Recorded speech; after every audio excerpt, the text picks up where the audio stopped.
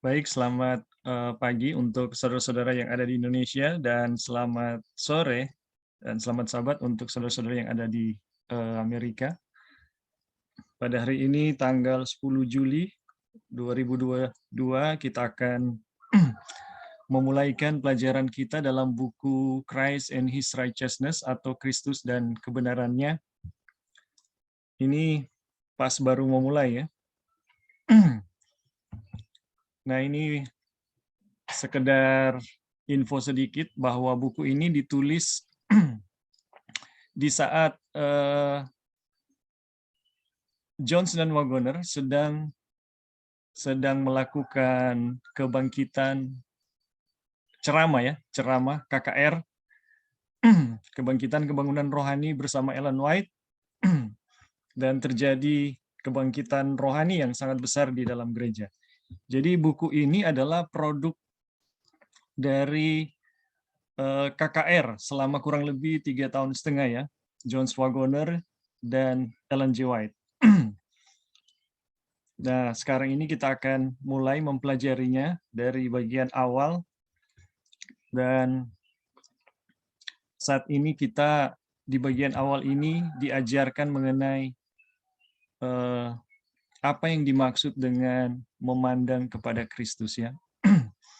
Oke, sebelum kita mulai, seperti biasanya kita akan berdoa. Baik, teman-teman, kita akan berdoa. Bapa kami yang di surga, kembali lagi kami anak-anak-Mu datang ke hadirat-Mu. Kami bersyukur dan berterima kasih atas segala berkat dan kasih sayang yang Tuhan selalu berikan bagi kami. Pada saat ini, memberikan kami kesempatan untuk mempelajari akan firman-Mu. Terima kasih Bapa untuk kesempatan yang begitu indah di mana kami boleh mengenal Engkau dalam penyataan Tuhan melalui buku Christ and His Righteousness. Terima kasih Tuhan untuk menyediakan hati kami. Terima kasih untuk menerangi pikiran kami, membimbing kami dengan Roh Kudus dalam seluruh kebenaran, sehingga kami boleh memahami kebenaran dan kami boleh tahu kebenaran yang memerdekakan kami. Terima kasih Tuhan, kami mau serahkan Bible study kami ke dalam tangan-Mu. Dan terima kasih untuk memberkati jaringan internet selama Zoom berlangsung. Memberkati juga saudara-saudara kami yang lain yang mungkin belum terhubung dengan kami. Biarlah berkat-berkat surga yang sama selalu menjadi bagian kami semua. Inilah doa kami Tuhan, dalam nama Yesus kami sudah berdoa. Amin. Baik, teman-teman, kita akan melanjutkan ya Bible study kita. Jadi seperti tadi informasi di awal ya, ini buku adalah produk dari KKR Jones dan Wagoner waktu mereka melakukan kebangkitan kebangunan rohani. Jadi ini betul-betul refleksi dari apa yang Wagoner sampaikan di KKR tersebut. Nah, KKR tersebut, teman-teman, itu sekilas info ya, itu merupakan satu kebangkitan rohani yang sangat besar di dalam gereja kita ya, yang pada tahun 1888 itu dinyatakan oleh Ellen White telah mengalami kematian. Tetapi karena pekabaran yang disampaikan oleh Johnson Wagoner itu mengalami satu kebangkitan yang luar biasa ya saat itu gitu.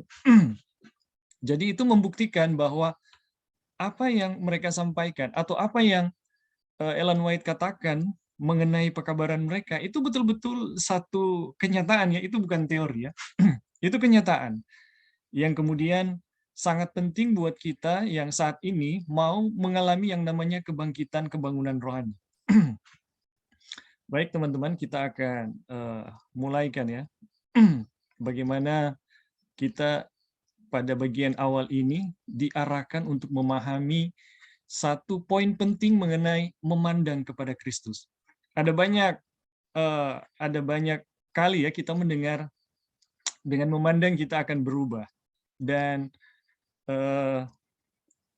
salah satu salah satu penekanan-penekanan yang sangat penting bagaimana kita harus berubah ya dengan memandang kepada Yesus ya. Dan itu poin yang sangat penting. Itu adalah poin yang sangat penting. Namun dalam pembahasan ini Wagoner mencoba menjelaskan kepada kita apa maksudnya ya memandang kepada Yesus itu gitu. Itu ada artinya ya, ada artinya. Ada penjelasannya. Dan saat ini kita akan ikuti ya bagaimana Wagoner menjelaskan apa yang dimaksud dengan memandang kepada Yesus. Dalam ayat pertama dari pasal ketiga buku Ibrani, kita memiliki nasihat yang mencakup semua perintah yang diberikan kepada orang Kristen, yaitu, sebab itu hai saudara-saudara yang kudus yang mendapat panggilan dalam panggilan surgawi, pandanglah kepada rasul dan imam besar. Ya, pandanglah kepada rasul dan imam besar yang kita akui, yaitu Yesus Kristus. Jadi sekali lagi ya, ini di dalam buku Ibrani ini terdapat satu nasihat yang mencakup semua perintah. Pandanglah kepada Yesus ya sebagai rasul dan imam besar kita. Jadi memandang kepada Yesus sebagai rasul dan imam besar kita ya, itu merupakan satu nasihat yang mencakup semua perintah. Jadi ini penting sekali ya. Kemudian bagaimana itu ya? Untuk melakukan hal ini ya, seperti yang diperintahkan Alkitab untuk memandang Kristus secara terus-menerus dan secara cerdas sebagaimana Dia adanya, akan mengubah seseorang menjadi seorang Kristen yang sempurna. Karena dengan memandang kita diubahkan. Wah. Jadi sangat jelas ya ini. Untuk melakukan seperti yang diperintahkan Alkitab ya. Untuk memandang Kristus secara terus-menerus ya dan secara cerdas sebagaimana Dia adanya akan mengubah seseorang menjadi seorang Kristen yang sempurna karena dengan memandang kita diubahkan. Jadi di sini kita dikasih tahu ya rahasia bagaimana menjadi seorang Kristen yang sempurna ya. Wagoner mengatakan di sini dengan memandang ya kepadanya ya. Dengan memandang kepadanya kita akan diubahkan ya menjadi seorang Kristen yang sempurna. Namun bagaimana kita memandang dan diubahkan ya menjadi seorang Kristen yang sempurna? Ya, di sini jelas ya dikatakan untuk melakukan hal ini ya yaitu memandang kepada Kristus seperti yang diperintahkan Alkitab, untuk memandang Kristus secara terus-menerus, secara cerdas dan secara cerdas sebagaimana Dia adanya akan mengubah seseorang menjadi seorang Kristen yang sempurna. Karena dengan memandang kita diubahkan. Jadi saudara-saudara, teman-teman sekalian, di sini kita bisa melihat prinsip bagaimana menjadi seorang Kristen yang sempurna. Dan di sini juga kita melihat bagaimana kita seharusnya memandang Kristus gitu. Jadi untuk menjadi seorang Kristen yang sempurna, kita harus memandang Dia gitu. Dan untuk memandang Dia bagaimana caranya? Di sini jelas ya, untuk melakukan hal ini seperti yang diperintahkan Alkitab, untuk memandang Kristus secara terus-menerus dan secara cerdas sebagaimana Dia adanya. Jadi ini penting sekali ya. Bagaimana memandang melakukan ya, memandang Alkitab, memandang Kristus seperti yang diperintahkan Alkitab. Ya. Jadi tentu di sini kita bisa melihat bahwa bisa saja kita memandang Yesus dengan perspektif yang lain ya.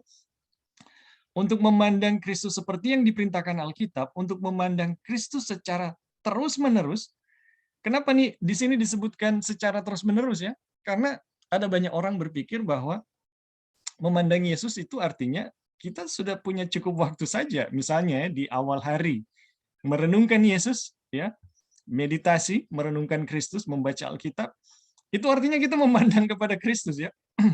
Padahal di sini adalah kita harus bisa memandang Kristus itu secara terus-menerus, ya, dan secara cerdas, ya, sebagaimana Dia adanya. Jadi saudara-saudara, tidak cukup kita hanya mengatakan, oh kita punya sedikit waktu ya untuk merenungkan Yesus, tapi ini harus secara terus-menerus dan secara cerdas sebagaimana Dia adanya. Karena ketika kita belajar tentang Yesus, salah menggambarkan Yesus, ya, kita salah melihat tentang Yesus atau salah memahami tentang gambar Yesus, maka yang terjadi adalah kita tidak akan pernah berubah, ya. Karena prinsip perubahan di sini adalah ketika kita memandang Yesus, maka kita akan menjadi seorang Kristen yang sempurna. Itu adalah satu prinsip. Dengan memandang Yesus sebagaimana adanya, ya, sebagaimana Dia adanya, maka yang terjadi adalah kita akan menjadi seorang Kristen yang sempurna, ya. Perubahan hidup, ya, perubahan hidup dari keadaan kita yang berdosa kepada keadaan orang Kristen yang sempurna atau selalu bertumbuh ke arah Kristus, itu hanya bisa jadi dengan memandang kepadanya. Tetapi memandang kepadanya ini, teman-teman, harus seperti yang diperintahkan Alkitab, gitu. Ya. Kemudian kita harus bisa memandang Dia secara terus-menerus dan kemudian secara cerdas dan sebagaimana Dia adanya. Karena tidak mungkin kita memandang kepada Kristus dan berubah. Yesus yang kita pahami itu adalah Yesus yang salah atau Yesus yang lain, ya. Itu tidak mungkin. Jadi di sini kita melihat, ya, kenapa kita dinasihati untuk memandang kepada Yesus. Oke, sampai di sini dulu. Ada yang mau kasih tambahan? Dipersilakan. Halo Bing, bisa dengar? Ya, bisa. Bisa ya? Iya. Oke. Jadi baru dia punya permulaan sini sudah ada 3 hal ya yang kita dapat untuk berubah menjadi sama seperti Yesus, yang tadi Ebing sudah ulang-ulang. Tapi kita ingin ulang lagi.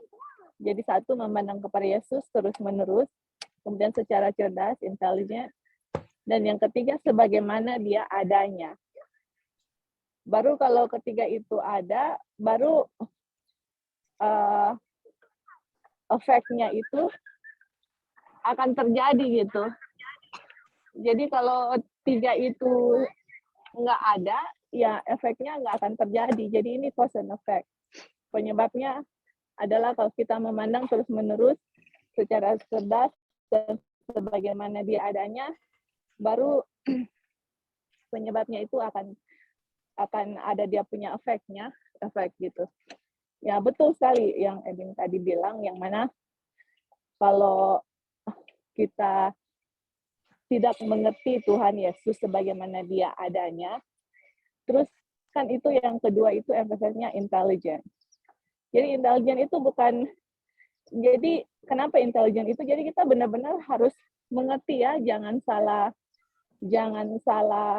mengerti apa artinya memandang Tuhan Yesus, karena memang realitasnya dalam kenyataan kita pun secara pribadi, orang punya cara memandang Kristus in the past itu salah gitu.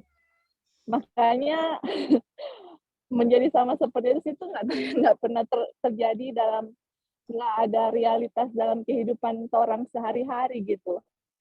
Karena di in the past memandang Tuhan Yesus itu yang kita tahu adalah, ya udah tahu lah isunya ya, waktu kita berdosa Tuhan Yesus meninggalkan kita nggak ada Tuhan Yesus, jadi kita yang berusaha untuk bisa mendapatkan Tuhan Yesus kembali gitu. Jadi kalau kita nggak ngerti karakter Tuhan Yesus, ya kita juga akan salah gitu. Jadi ini memang pelajaran yang sangat penting dan memang harus penuh dengan intelijen. Itu memang betul-betul minta Roh Kudus untuk menguasai pikiran kita gitu. Karena kalau kita salah kaprah, kita salah mengerti, tidak sebagaimana Tuhan Yesus adanya gitu, salah mengerti, ya nggak akan terjadi gitu. Jadi ini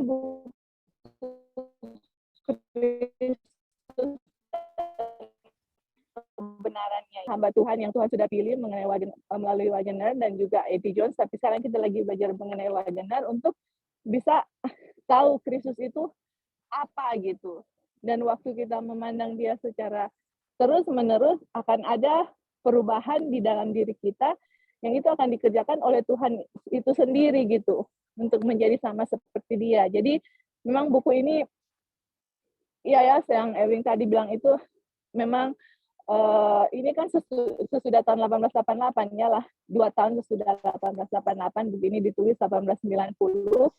Jadi ini memang topik yang memang Ellen White sangat dukung, sampai karena Ellen White sangat mendukung Wagener dengan Jones, akhirnya 1891 dia di-kick out di Australia kan.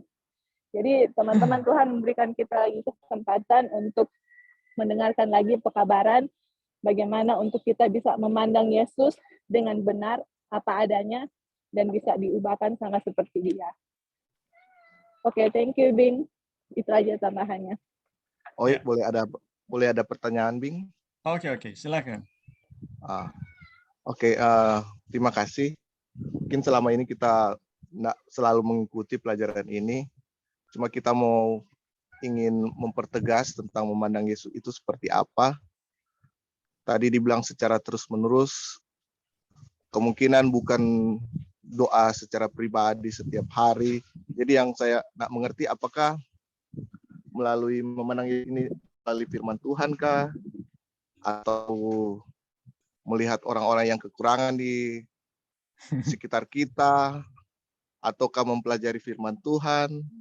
Ataukah memandang secara dengan iman pada Yesus? Atau seperti apa? Jadi butuh penjelasan yang memandang pada Yesus yang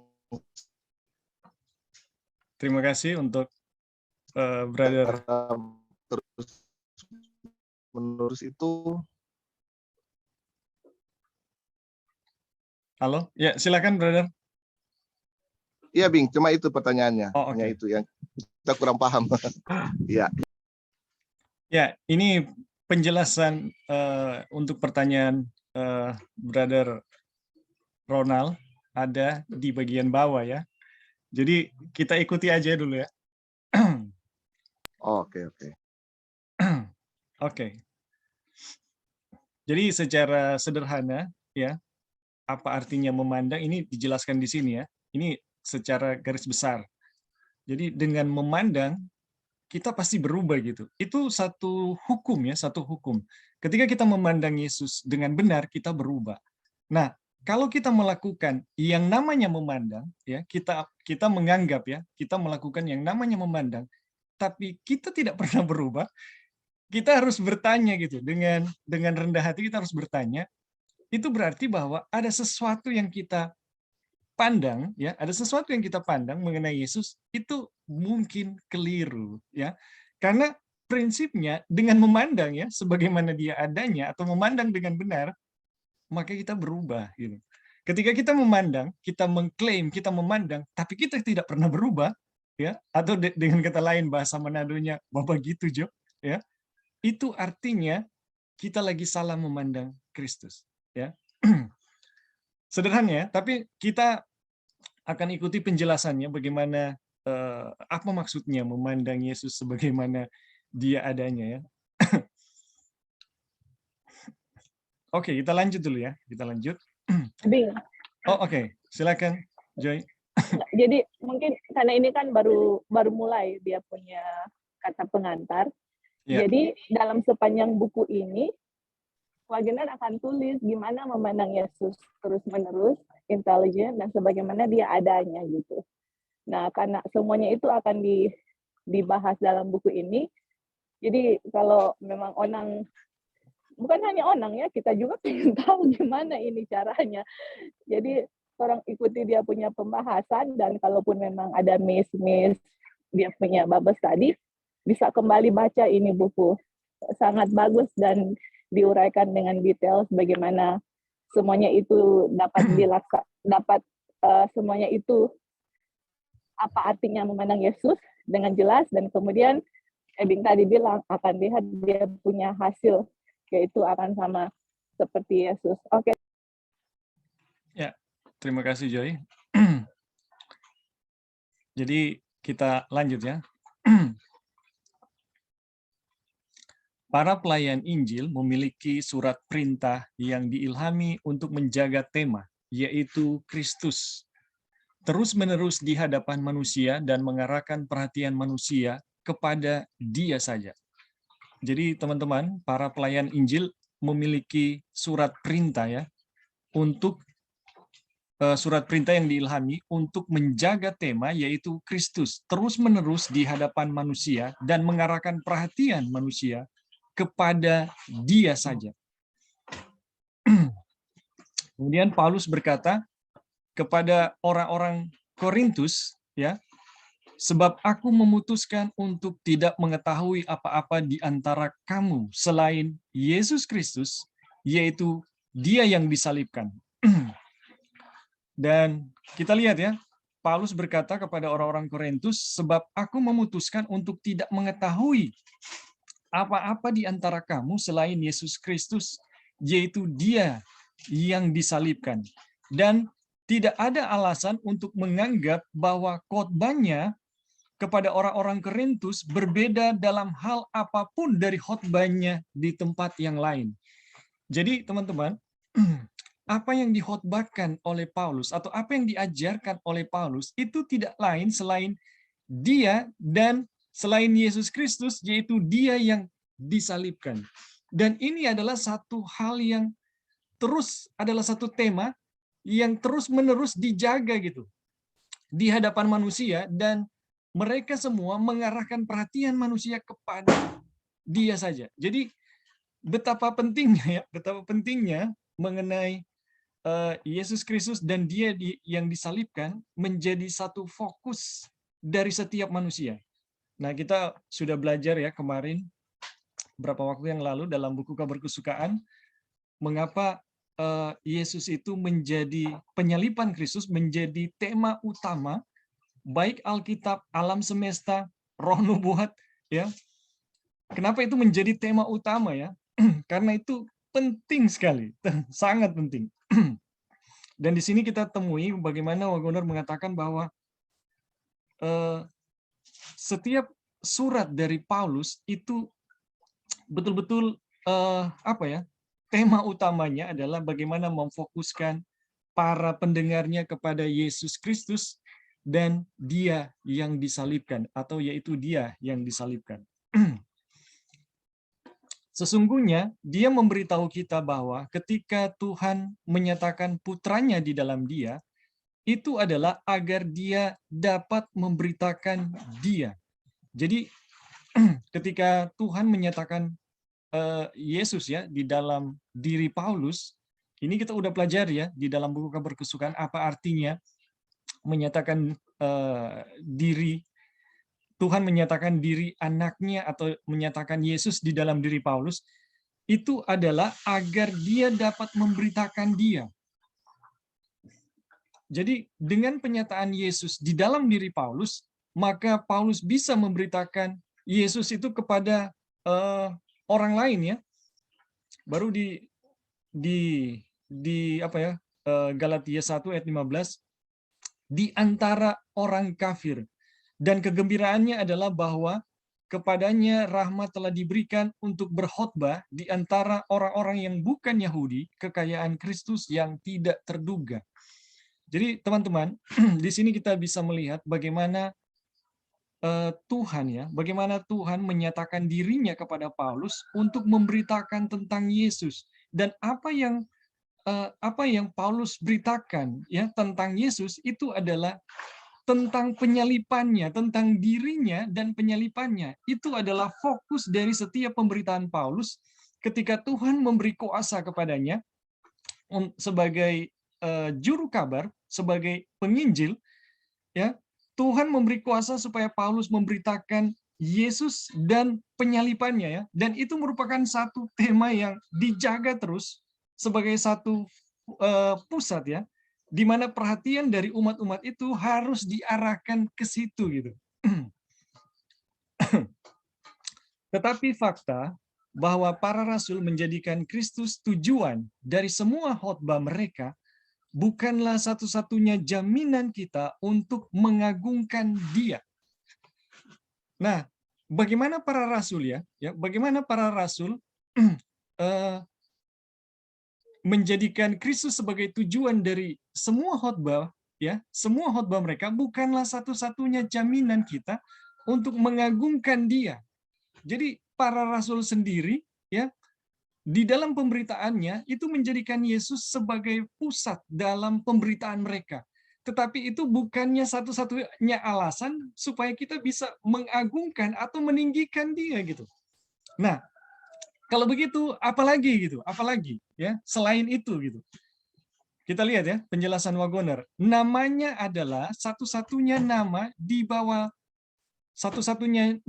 bawah langit yang diberikan di antara manusia yang dengannya kita dapat diselamatkan. Kisah Para Rasul 4 ayat 12. Jadi apalagi ya selain yang diberitakan oleh rasul-rasul, yaitu satu kenyataan bahwa nama Yesus itu adalah satu-satunya nama ya di bawah langit yang diberikan di antara manusia yang dengannya kita dapat diselamatkan. Ya. Kemudian Kristus sendiri menyatakan bahwa tidak ada seorang pun yang dapat datang kepada Bapa kecuali oleh Dia. Ya ini sama ya, ini sama. Ya. Kemudian kepada Nikodemus dia berkata, dan sama seperti Musa meninggikan ular di padang gurun, demikian pula Anak Manusia harus ditinggikan, supaya setiap orang yang percaya kepadanya tidak binasa, melainkan beroleh hidup yang kekal. Sama juga ya.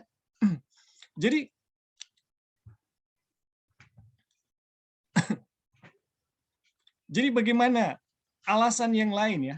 Alasan yang lain untuk meninggikan Kristus ya? Kita melihat dari ketiga ayat ini ya, kita melihat dari ketiga ayat ini kenyataan bahwa kenapa para rasul itu memberitakan di dalam setiap pekabaran mereka memberitakan Yesus sebagai pusatnya. Penyalipan Kristus adalah pusat dari pemberitaan-pemberitaan mereka.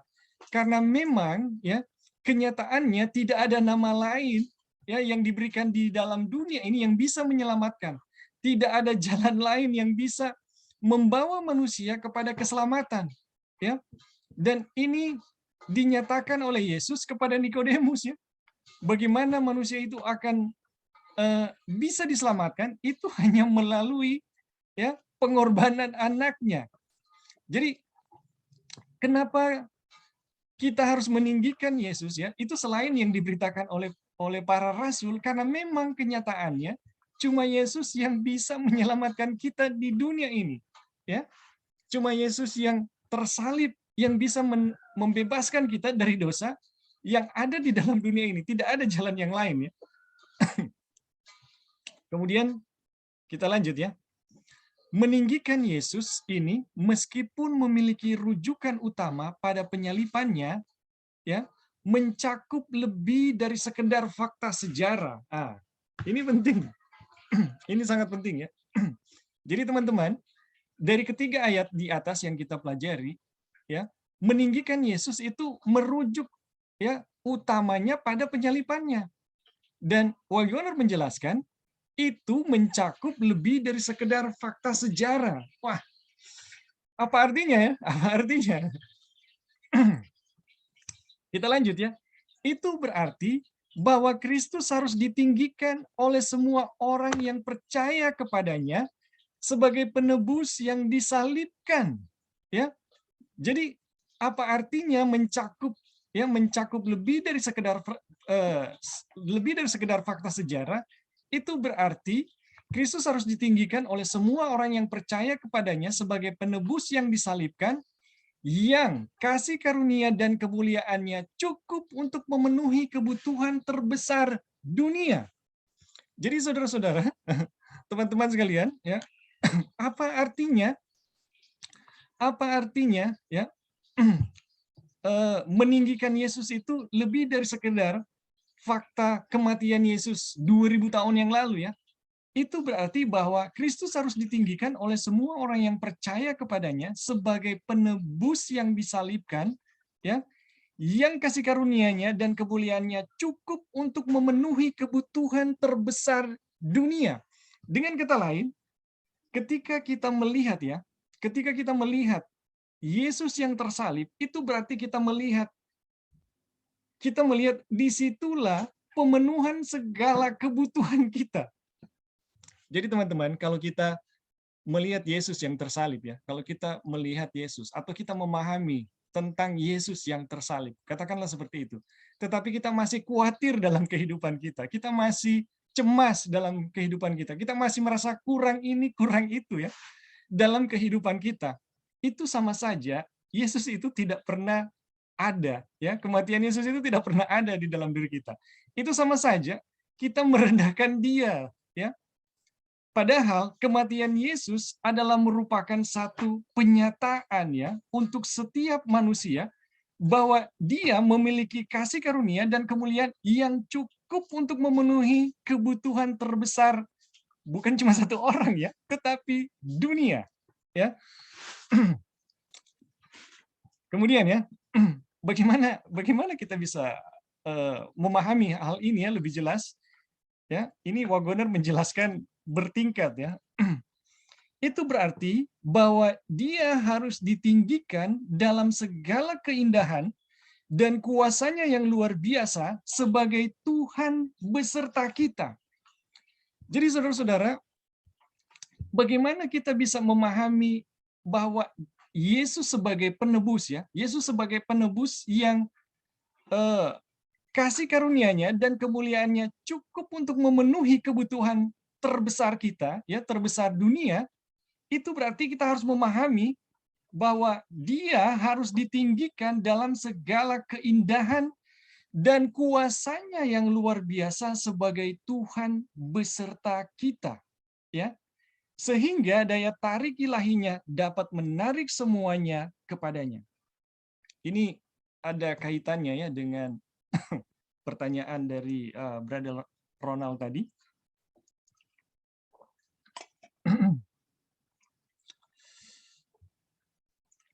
Jadi kita ulang sekali lagi ya. Apa yang dimaksud dengan meninggikan Yesus? Berarti kita harus percaya kepadanya sebagai penebus yang disalibkan, yang kasih karunia-Nya dan kemuliaan-Nya cukup untuk memenuhi kebutuhan terbesar. Saya, saudara-saudara ya, siapapun yang ada di dunia ini. Ya, jadi ketika kita melihat Yesus, kita melihat sebagai Dia sebagai pemenuh ya, sebagai pengharapan untuk segala kebutuhan kita, yang sanggup memenuhi segala kebutuhan kita ya. Itu berarti kita meninggikan Dia ya. Tapi bagaimana itu terjadi? Itu berarti bahwa Dia harus ditinggikan dalam segala keindahan dan kuasanya yang luar biasa sebagai Tuhan beserta kita. Aduh, bagaimana bisa ini? Bagaimana bisa ini kita melihat bahwa Tuhan yang ditinggikan, yang dimuliakan, disalib sebagai satu bagaimana Dia bisa menjadi satu sumber, sebagai sumber pemenuhan kebutuhan kita atau segala segala pengharapan kita, itu berarti bahwa Dia harus ditinggikan dalam segala keindahan dan kuasanya yang luar biasa sebagai Tuhan beserta kita. Teman-teman, kalau langsung membaca pada buku ini, mungkin kita tidak akan paham. Tapi kita yang belajar buku kabar kesukaan, kita pasti akan memahami apa artinya Tuhan beserta kita. Jadi, Wagoner mengatakan di sini ya, itu berarti bahwa Dia harus ditinggikan dalam segala keindahan dan kuasanya yang luar biasa sebagai Tuhan beserta kita. Artinya, Tuhan beserta kita ini merupakan satu penyataan kemuliaan, satu penyataan keindahan dan kuasa Tuhan yang begitu luar biasa. Dan itu berarti bahwa Tuhan ya yang sangat berkuasa, pencipta langit dan bumi ya. Ini kalau kita belajar buku kabar kesukaan ya, itu datang menjadi manusia. Itu poin yang pertama ya. Dia datang menjadi manusia sebab ketika Yesus menjadi datang ke dunia menjadi manusia, dia disebut sebagai Immanuel, ya, Allah beserta kita. Tetapi di dalam buku Kabar Kesukaan itu lebih dari itu, teman-teman. Kita belajar apa artinya Immanuel, artinya bukan cuma Allah datang pada saat dulu, ya, 2000 tahun yang lalu, tetapi Allah datang kepada kita sekarang ini, di dalam daging kita, di dalam tubuh kita, ya. Dan itu merupakan satu penyataan keindahan dan kuasa yang begitu luar biasa yang dinyatakan kepada manusia. Yang tanpa itu, teman-teman, kita tidak akan bisa melihat salib itu sebagai pemenuhan kebutuhan kita. Jadi, dengan memahami mengenai Allah beserta kita atau berdiamnya Kristus di dalam diri kita, ya, sebagai Allah yang menjadi manusia, ya, sebagai Allah yang beserta kita, itu akan menjadi daya tarik ilahinya, sehingga daya tarik ilahinya dapat menarik semuanya kepadanya. Jadi teman-teman, ini luar biasa, ya, bagaimana kita meninggikan Kristus, ya, bagaimana kita meninggikan Kristus itu dengan cara, ya, bagaimana Yesus itu ditinggikan itu dengan cara waktu Yesus itu mengalami penyalipan, ya. Tapi bagaimana Yesus apa artinya, ya? Apa artinya Yesus ditinggikan dan mengalami penyalipan, ya? Itu ternyata tidak hanya sekedar pada di sini dikatakan, ya, meninggikan Yesus ini meskipun rujukan utama pada penyalipannya itu mencakup lebih dari sekedar fakta sejarah, ya. Jadi apa artinya meninggikan Yesus? Itu lebih dari sekedar waktu Yesus mati di kayu salib. Itu berarti bahwa Kristus harus ditinggikan oleh semua orang yang percaya kepadanya sebagai penebus yang disalibkan, yang kasih karunia dan kemuliaannya cukup untuk memenuhi kebutuhan terbesar dunia. Artinya, teman-teman, ketika kita melihat sebagai pribadi orangnya yang percaya kepadanya bahwa dialah yang berkuasa untuk memenuhi semua kebutuhan kita, itu artinya kita meninggikan dia, ya, lebih dari sekedar fakta sejarah. Dan itu terjadi, ya, itu berarti bahwa dia harus ditinggikan dalam segala keindahan dan kuasanya yang luar biasa sebagai Tuhan beserta kita, sehingga daya tarik ilahinya dapat menarik semuanya kepadanya. Jadi dengan memahami bahwa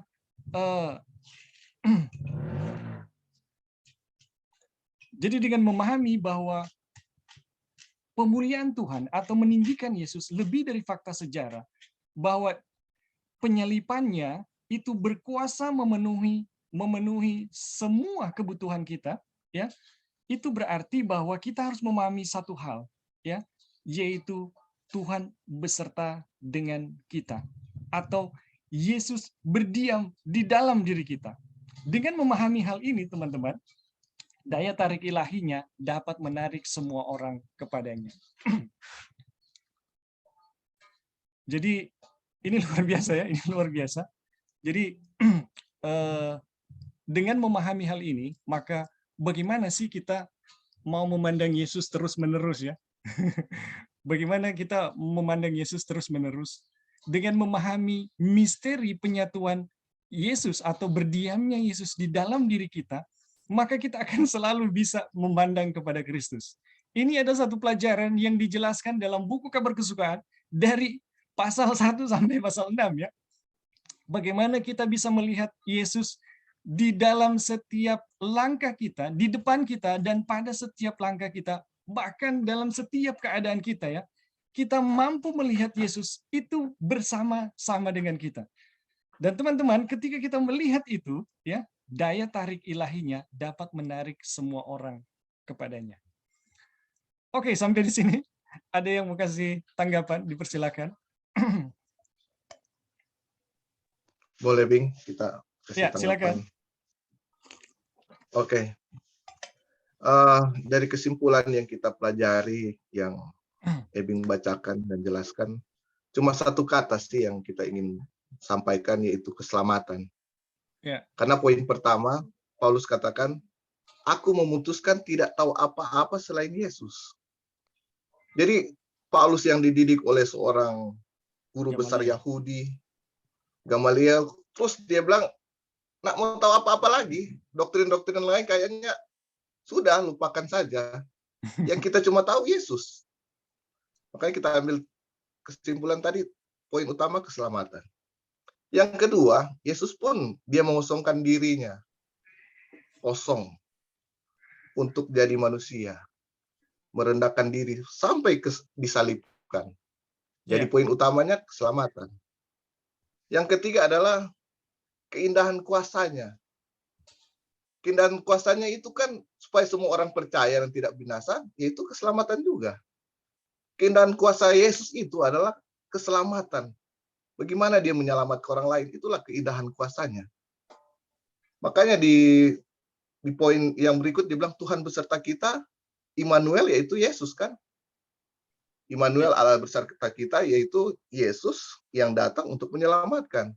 Makanya di poin yang paling bawah, ditulis di bawah, meninggikan artinya rujukan utamanya adalah penyaliban. Jadi kalau rujukan utama poin pentingnya penyaliban, jadi overall semua itu adalah tentang keselamatan. Yang jadi pertanyaan bagi kita, apakah kita sudah melakukan meninggikan Yesus untuk menyelamatkan orang lain, ataukah hanya diri kita yang kita pikirkan? Itu yang jadi masalah. Apakah bagaimana cara kita meninggikan Yesus itu yang jadi pertanyaan. Itu saja sih Bing dari kita. Thank you. Oke, ya terima kasih untuk Brother Ronald. Ada yang lain yang mau kasih tambahan?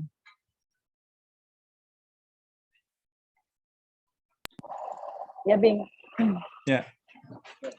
Jadi sudah mulai sedikit-sedikit kita lihat dia punya poin yang mana bagaimana Tuhan Yesus itu ditinggikan. Dan sebenarnya yang tadi kan dipusat kepada salib. Jadi kenapa kita harus meninggikan Tuhan Yesus di salib?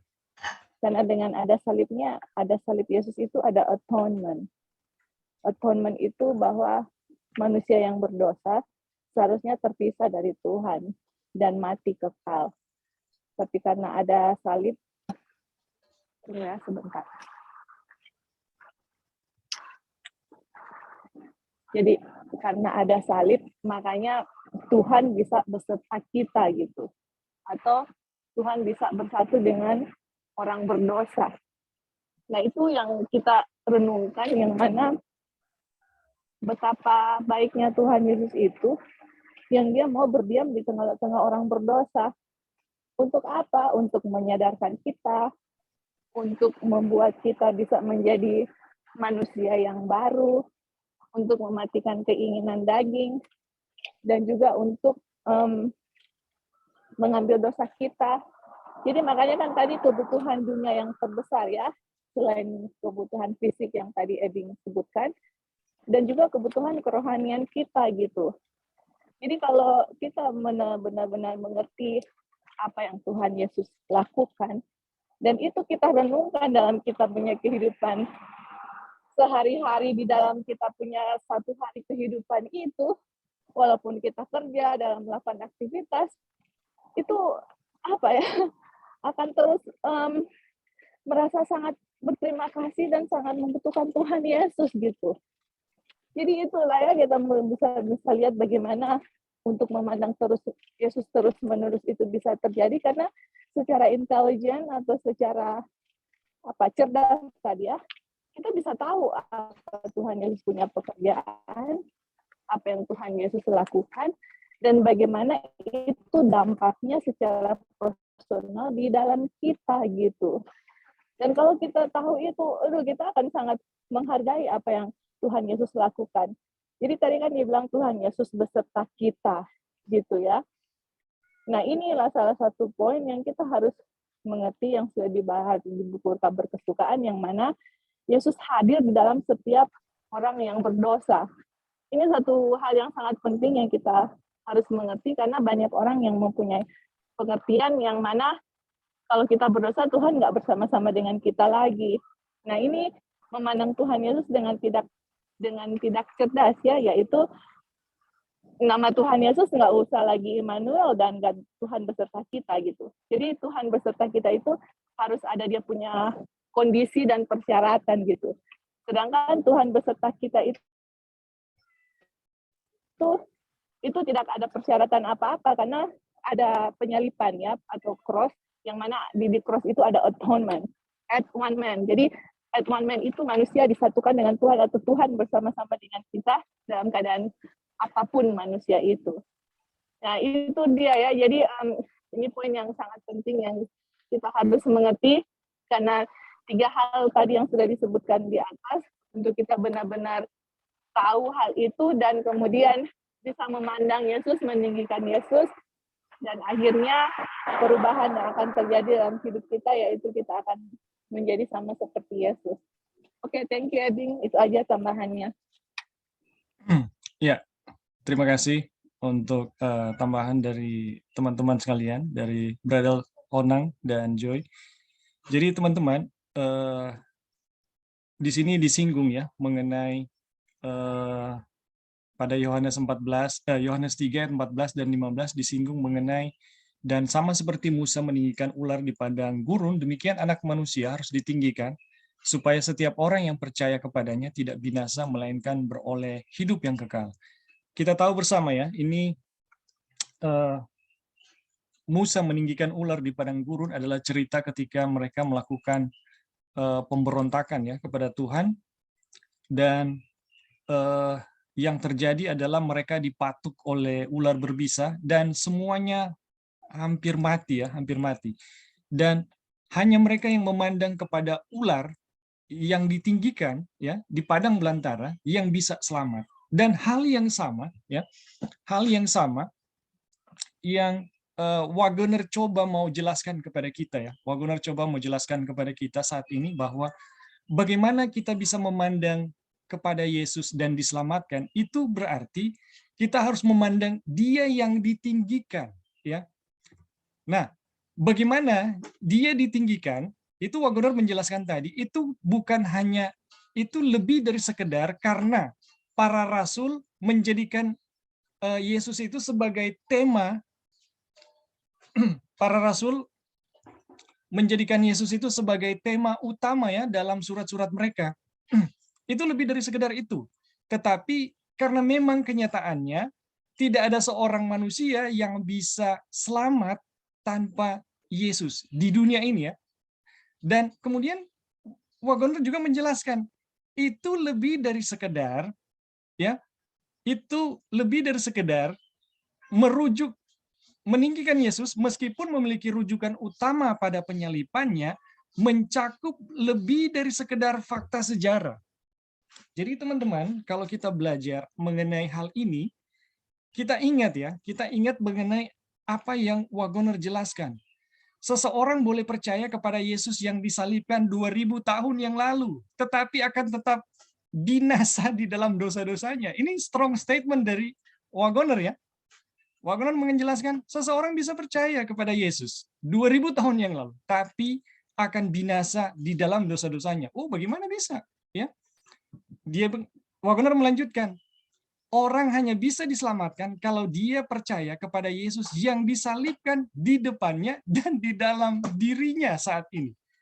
Jadi, teman-teman, ini yang sedang Wagoner coba nyatakan kepada kita mengenai fakta salib itu lebih dari sekedar fakta sejarah. Fakta salib itu mencakup setiap manusia pada segala zaman, ya. Dan itu berarti, ya, kalau di sini dikatakan, itu berarti bahwa Kristus harus ditinggikan oleh semua orang yang percaya kepadanya sebagai penebus yang disalibkan, yang mencakup kasih karunia dan kemuliaannya cukup untuk memenuhi kebutuhan terbesar dunia. Ya, ini seluruh kebutuhan, ya, seluruh kebutuhan.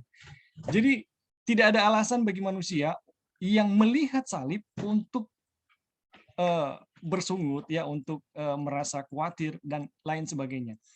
Ketika kita melihat salib dengan sebenarnya, kita akan melihat disitulah sebagai seluruh pemenuhan kebutuhan kita. Dan itu berarti bahwa dia harus ditinggikan dalam segala keindahan dan kuasanya yang luar biasa sebagai Tuhan beserta kita. Nah, Tuhan beserta kita ini artinya, ya, kalau di dalam buku Kabar Kesukaan menjelaskan, Yesus itu Tuhan datang di dalam daging manusia. Ya, itu yang pertama. Yang kedua adalah Tuhan itu datang di dalam daging kita saat ini, ya. Jadi bagaimana Tuhan itu ditinggikan, ya?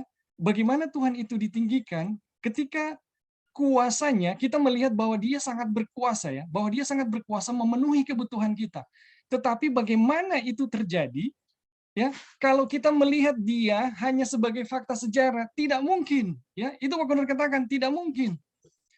Itu hanya bisa jadi kalau kita melihat bahwa salib Tuhan itu melintasi ruang dan waktu sampai saat ini, atau kita melihat bahwa Tuhan yang datang 2000 tahun yang lalu datang juga kepada kita saat ini, ya, berdiam di dalam diri kita saat ini. Dan kalau kita bisa melihat Tuhan yang begitu luar biasa, yang begitu mulia, bisa datang di dalam daging kita saat ini, itu akan menjadikan daya tarik ilahinya dapat menarik semuanya kepadanya. Jadi teman-teman, ini sama dengan yang dialami oleh Rasul Paulus, ya. Oleh Rasul Paulus di ayat tadi, ya. Mana yang tadi? Ini dia. Ketika Tuhan menyatakan putranya di dalam dia, ya, sebagai Immanuel atau sebagai Tuhan beserta kita, itu adalah agar ia dapat memberitakan dia di antara orang-orang kafir. Jadi Yesus itu, Paulus bisa menyatakan Yesus, kemuliaannya, Paulus bisa meninggikan Yesus di antara orang-orang kafir ketika Yesus itu menyatakan dirinya sebagai Immanuel di dalam diri Paulus, atau Tuhan menyatakan diri di dalam diri Paulus, ya. Nah, teman-teman, ini mungkin kedengaran asing, ya, buat teman-teman yang lain. Tapi kalau kita yang mempelajari buku Kabar Kesukaan, ya, ini sangat jelas, ya, apa artinya Immanuel bagi kita. Itu lebih dari sekedar Tuhan datang di antara manusia sebagai Yesus Kristus. Immanuel artinya Tuhan datang di dalam daging kita saat ini, kita sebagai manusia yang berdosa saat ini, ya. Untuk apa? Untuk menyatakan dirinya kepada kita, kepada dunia, ya. Sehingga ketika dia menyatakan dirinya, ya, melalui diri kita, daya tarik ilahinya dapat menarik semuanya kepadanya. Jadi teman-teman boleh paham, ya. Nah, salah satu juga yang menjelaskan adalah tadi berkaitan dengan keselamatan, ya. Ini berkaitan dengan keselamatan yang disinggung oleh Brother Ronald. Kita ingat, ya, bagaimana murid-murid Yesus waktu melakukan pelayaran, ya, bersama-sama dengan Yesus, dan kemudian Yesus tertidur di dalam perahu, ya. Coba teman-teman lihat, ya. Ketika Yesus tertidur dengan lelap, kemudian datang angin badai dan gelombang, ya, yang menghantam perahu tersebut. Ketika badai itu datang menghantam, mereka mencoba dengan segala daya untuk menyelamatkan, dan mereka merasa tidak berdaya, ya, mereka merasa tidak bisa mengendalikan alam, dan mereka berteriak ketakutan, dan mungkin mereka berseru kepada nama Tuhan, ya, minta tolong, ya, kepada Tuhan. Padahal teman-teman, Tuhan yang menciptakan segala sesuatu, ya, langit dan bumi, laut dan segala isinya, termasuk angin dan air yang sedang berhadapan dengan mereka saat itu tertidur lelap di tengah-tengah mereka. Nah, kira-kira itu yang pengalaman dari murid-murid Yesus bersama Yesus yang bisa menjelaskan hal ini mengenai Tuhan beserta kita. Ketika Yesus waktu itu, ya, bangun dan kemudian mendiamkan danau atau angin yang ribut saat itu, semuanya melihat kemuliaan Tuhan, semuanya melihat kemuliaan Yesus. Ya, ketika mereka berharap pertolongan jauh di langit sana, ya, padahal pertolongan itu begitu dekat dengan mereka, ya, tertidur lelap di tengah-tengah mereka sebagai Tuhan beserta mereka, ya. Nah, teman-teman, itu cuma cerita ya di dalam Alkitab yang membantu kita untuk memahami hal ini. Jadi Wagoner sedang mencoba menjelaskan mengenai kemuliaan salib yang begitu luar biasa, itu mencakup setiap waktu. Ya, itu mencakup setiap waktu sehingga itu bisa memenuhi seluruh kebutuhan keselamatan kita. Dan itu hanya bisa terjadi, teman-teman, ketika kita memahami bagaimana Tuhan telah datang begitu dekat dengan kita ya saat ini di dalam daging kita sebagai misteri Kristus diam di dalam diri manusia, atau kalau dalam buku Kabar Kesukaan sebagai penyataan salib yang berada pada hadapan kita, pada setiap langkah kita, dan di dalam diri kita.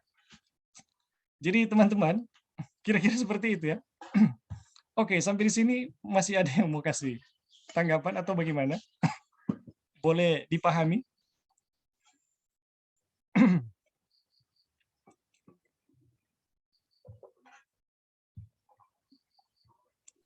Bisa, Bing. Bagaimana, Brother Ronald? Apa bisa dipahami? Ya, Bing. Bisa. Thank you. Terima kasih.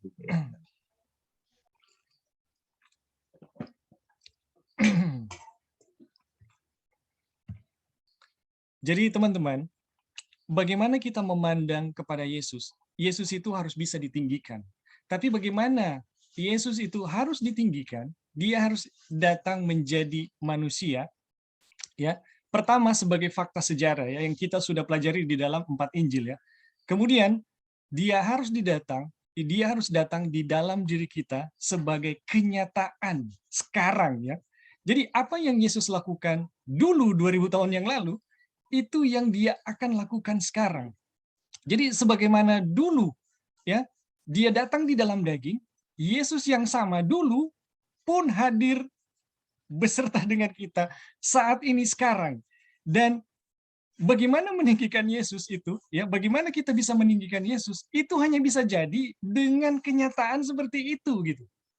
Jadi teman-teman, bagaimana mungkin ya kita memandang kepada Yesus kalau kita menolak pandangan yang mengajarkan Yesus itu diam di dalam diri orang berdosa? Ya, bagaimana mungkin itu terjadi? Ya, kita mati-matian membela sebuah pandangan, oh kita harus memandang kepada Yesus, kita harus memandang kepada Yesus, tapi kita menolak bahwa kenyataan bahwa Yesus itu bisa berdiam di dalam daging kita yang berdosa. Teman-teman, itu sama sekali mustahil ya. Justru penyataan Yesus yang diam sebagai Tuhan beserta kita, atau diam di dalam diri, atau diam di dalam daging yang berdosa, itu merupakan satu penyataan meninggikan Yesus ya, yang sesungguhnya. Seperti yang kita pelajari saat ini ya. Jadi sangat tidak mungkin ya kita memandang Yesus dan berubah kalau kita memandang Yesus itu selalu terpisah dengan kita yang berdosa. Itu sangat tidak mungkin. Kalau kita melihat Yesus itu dia tidak bisa datang kepada kita yang berdosa karena kita berdosa, itu sangat tidak mungkin kita memandang dia dan kita berubah. Ya, itu sangat tidak mungkin. Kenapa? Karena kita sedang menghadirkan Yesus yang lain di dalam benak kita. Tetapi teman-teman, apa yang kita sedang pelajari saat ini adalah satu penyataan yang apa ya? Ini buku ini sekali lagi ya, ditulis di saat Johnson dan Wagoner bersama Ellen White sedang melakukan kebangkitan kebangunan rohani yang sangat besar ya. Jadi ini adalah satu pemikiran refleksi dari apa yang mereka sedang ajarkan ya saat itu.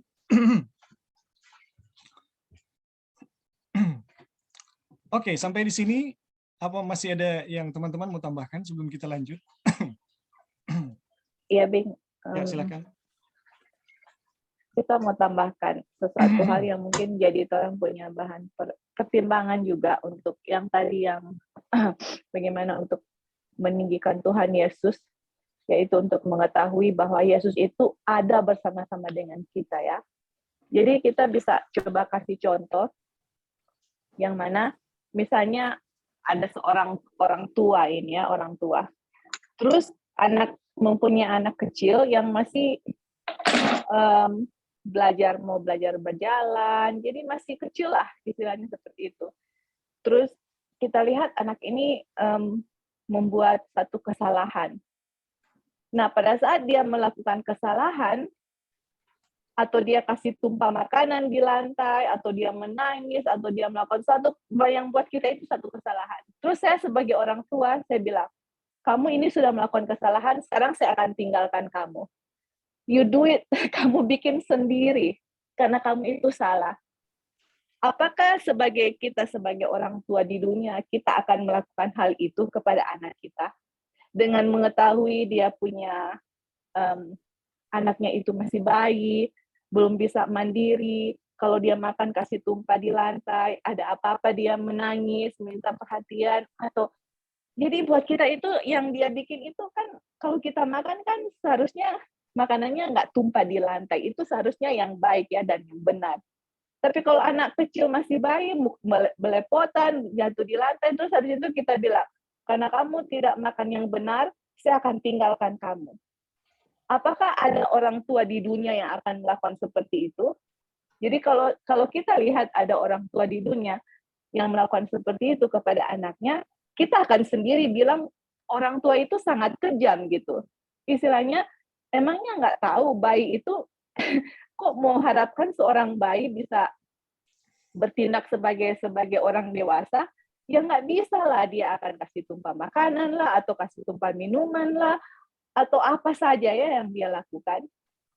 Jadi kalau ada orang tua seperti itu sangat kejam buat kita secara pribadi. Sekarang kita kembalikan cerita itu kepada Tuhan gitu. Yang orang sudah belajar, orang punya kondisi sudah jatuh dalam dosa itu bagaimana gitu. Sangat rentan, kita punya pikiran itu sudah bermusuhan dengan Tuhan. Apa yang lakukan kita punya motif itu selfish. Apa yang saya lakukan itu semuanya tidak sesuai dengan Tuhan, saya melari dengan Tuhan, tidak mau akan hukum Tuhan.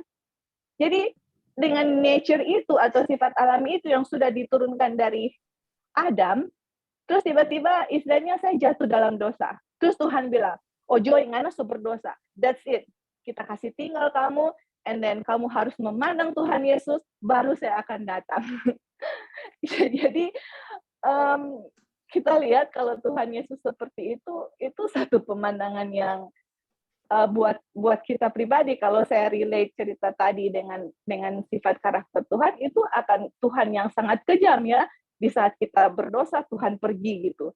Saya harus melakukan sesuatu untuk bisa, Tuhan harus kembali gitu dengan saya punya usaha sendiri. Jadi teman-teman, dan dengan konteks yang mana kita bilang, oh kita harus memandang Tuhan Yesus, ini melihat Tuhan Yesus, baru Tuhan Yesus bisa kembali. Nah, jadi itu yang selama ini kita tahu, atau mungkin ada teman-teman yang lain yang tahu, itu suatu hal memandang Tuhan Yesus yang salah konsepnya. Dan kita lihat memandang Tuhan Yesus yang benar, yang Tuhan Yesus ditinggikan itu adalah Tuhan Yesus ada bersama-sama dengan kita, dalam daging kita. Bukan dalam daging kita yang tidak berdosa, tapi dalam daging kita yang berdosa gitu. Untuk apa? Karena kita membutuhkan dia. Semua kebutuhan kita fisik dan rohani itu semua dia yang provide gitu.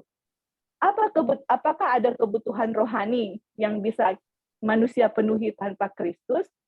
Ya itulah sebabnya Tuhan Yesus harus ada dengan kita gitu.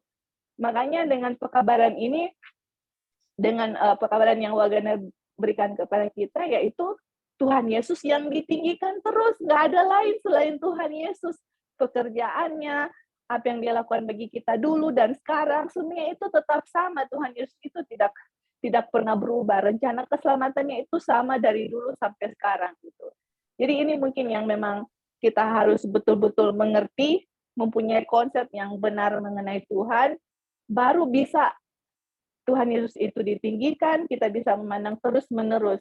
Karena kalau saya salah konsep, saya bisa saja tidak bisa memandang Tuhan Yesus terus-menerus, dan dengan memandang dia, kita salah persepsi dan salah konsep sebagaimana dia adanya, akhirnya apa yang Tuhan Yesus punya karakter atau Tuhan Yesus itu kita tidak bisa merefleksikan karakter Tuhan Yesus, karena yang kita lihat Tuhan Yesus itu beda dengan yang digambarkan ya.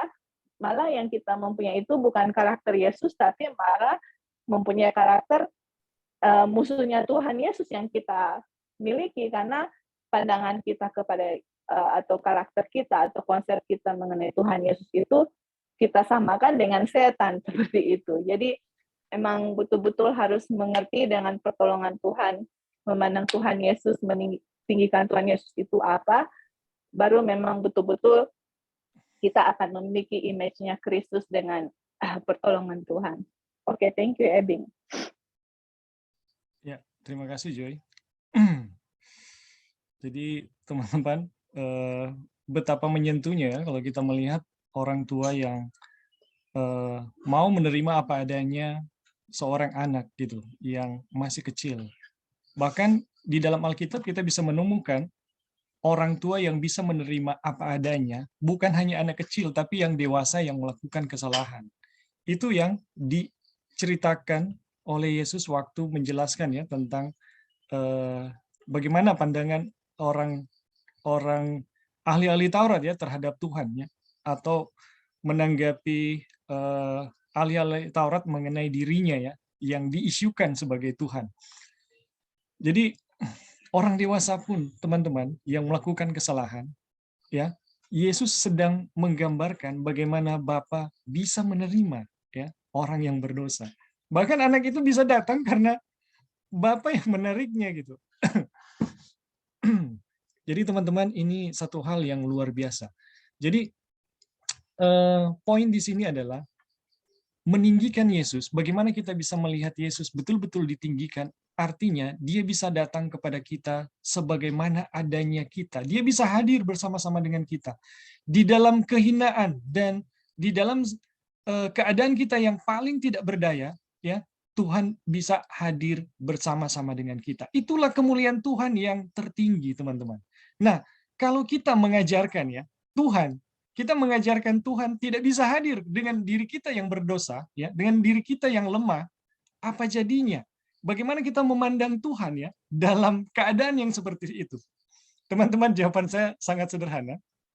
Hasil terbaik yang bisa didapatkan, hasil terbaik dari konsep yang demikian, itu adalah Paus sendiri. Jadi Paus itu adalah hasil dari memandang Tuhan yang jauh dari manusia yang berdosa.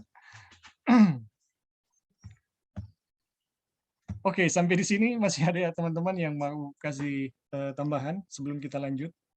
Ini materi kita cuma sedikit ya. Ebing. Ya. Ya, mungkin ada sebagian orang yang akan berpikir bahwa pekabaran ini seakan-akan hanya, oh ya, cinta Tuhan Yesus, kasih Tuhan Yesus, Yesus berada dalam orang berdosa. Jadi sebagian orang kita tahu akan pikir, ini peace and safety message. Atau pekabaran yang aman-aman, damai-damai, seperti itu. Ada orang-orang yang akan berpikir seperti itu gitu. Tapi justru yang pekabaran yang aman dan damai itu adalah pekabaran yang mengiyakan dosa atau enggak apa-apa gitu ya, untuk berbuat dosa. Tapi ini pekabaran bukan enggak apa-apa berbuat dosa, ini hukum ini ditinggikan dengan hukum itu ditinggikan, dan ada hukum dengan gospel itu jalan bersama-sama, the law and the gospel gitu. Jadi kita akan lebih menghargai Tuhan Yesus karena kita lihat bagaimana standar tingginya standar Tuhan Yesus. Dan justru dengan pelajaran ini bagaimana manusia bisa dengan Tuhan yang ada di kita untuk memenuhi akan tuntutan hukum gitu. Jadi ini bukan peace and safety message, teman. Jadi mungkin ada orang yang ini Karena kita tahu pasti akan ada orang yang berpikir seperti itu. Hanya bicara mengenai love Tuhan Yesus dengan orang berdosa gini-gini. Jadi mereka karena sudah latar belakangnya suatu hal yang sangat excited, kebanyakan ada akan penghukuman, orang-orang yang jahat akan dihukum dan harus stop berbuat dosa, gereja harus tidak ada dosa dan seperti itu ya.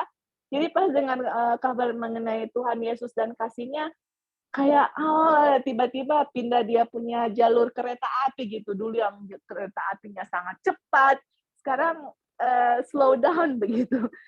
Jadi teman-teman, bukan seperti itu. Ini justru malah mengembalikan kita bagaimana hukum-hukum itu bisa terpelihara dengan sempurna. Bagaimana pekerjaan Kristus di dalam kita gitu. Bukan dengan stop berbuat dosa, jangan begini, jangan begitu, kalau enggak kamu akan binasa. Sedangkan kita nggak tahu. Jadi gimana dan memelihara hukumnya? Sedangkan orang yang mau memberikan warning atau peringatan itu pun sendiri pun bisa saja kalau tidak mengenal Injil yang sebenarnya itu pasti nggak akan bisa ada tuntutan hukumnya itu bisa dipenuhi gitu ya. Karena yang diajarkan kalau kita berdosa, Kristus tinggalkan kita, seperti itu. Jadi ini memang pelajaran kalau kita lihat penuh dengan salib Kristus, salib pengorbanan Kristus. Tapi justru dengan mengetahui ini justru kunci bagaimana hukum itu bisa terpenuhi tuntutannya gitu. Kalau tanpa Kristus dengan salib ya nggak akan bisa seperti itu ya. Tapi mungkin dengan cara yang beda dengan yang ini pengalaman saya sendiri ya, mungkin dengan cara yang beda dari yang saya alami sendiri, yang mana hukum ditinggikan, jangan begini, jangan begitu, harus begini, harus begitu, saya orang begini, dia orang begitu. Tapi kenyataannya saya punya hidup penuh dengan pelanggaran hukum karena saya belum bisa mengerti akan makna Kristus dengan apa arti salib untuk diri pribadi. Jadi ini bukan pekabaran yang peace and safety message, justru ini pekabaran yang mendatangkan kedamaian untuk kita sendiri dan mendatangkan bagaimana hidup itu tidak penuh dengan stres, malah mendatangkan kedamaian, dan bagaimana Kristus bekerja untuk kita, dan bagaimana di saat pun saya jatuh, Kristus ada di kita untuk memenangkan kita, mencari kita. Itu satu hal yang sangat luar biasa yang membawakan satu sukacita ya, sukacita yang penuh, dan gimana janji Tuhan Yesus, gimana Tuhan berjanji untuk gimana kemenangan Tuhan Yesus bisa menjadi bagian kita, gimana penurutan Tuhan Yesus menjadi bagian kita. Siapa yang nggak mau gembira? Itu kan betul-betul satu kabar kesukaan yang luar biasa, yang sangat untuk orang berdosa itu sangat, terima kasih Tuhan. Memang ini yang saya perlukan, dan terima kasih untuk semua yang Tuhan lakukan, dan memang akan terus melihat itu, memandang akan karakter Tuhan Yesus, memandang Tuhan Yesus apa adanya, dan yakin dan percaya kalau semuanya itu terjadi dalam hidup kita dengan pertolongan Tuhan, pasti untuk mempunyai image-nya Tuhan Yesus, karakter Tuhan Yesus akan ada di dalam diri kita semua. Oke, thank you, Ebing. Ya, terima kasih, Joy. Baik, teman-teman ya, memang bagaimana pekabaran ini disebut safe and peace, itu sangat tidak mungkin ya, karena pekabaran ini membuat kita sangat menyukai hukum ya, semua perintah Tuhan. Oke, kita akan lanjut ya. Nasihat untuk memandang Yesus dan juga alasannya diberikan dalam Ibrani 12 ayat 1-3. Karena kita mempunyai banyak saksi, bagaikan awan yang mengelilingi kita, marilah kita menanggalkan semua beban dan dosa yang begitu merintangi kita, dan berlomba dengan tekun dalam perlombaan yang diwajibkan dengan kita. Ya. Marilah kita melakukannya dengan mata yang tertuju kepada Yesus, ya, yang memimpin kita dalam iman dan yang membawa iman kita kepada kesempurnaan, ya, atau yang menulis dan menyempurnakan iman kita. Yang dengan mengabaikan kehinaan tekun memikul salib gantinya sukacita yang disediakan bagi dia, yang sekarang duduk di sebelah kanan takhta Allah.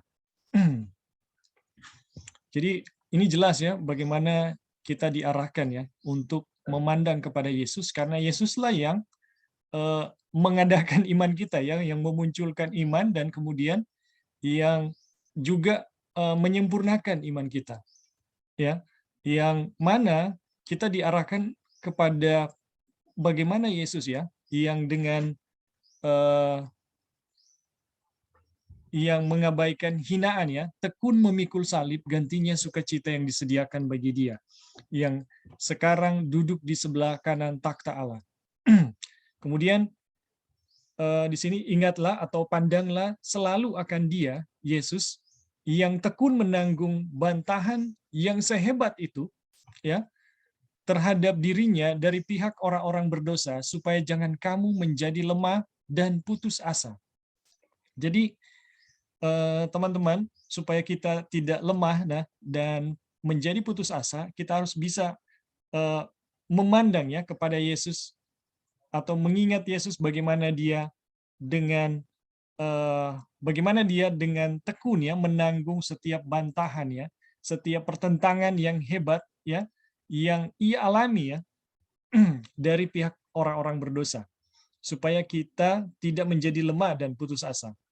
Hanya dengan terus-menerus dan dengan penuh doa memandang Yesus sebagaimana dia dinyatakan dalam Alkitab, kita dapat terhindar dari keletihan dalam berbuat baik dan dari kelemahan sepanjang perjalanan, sepanjang jalan.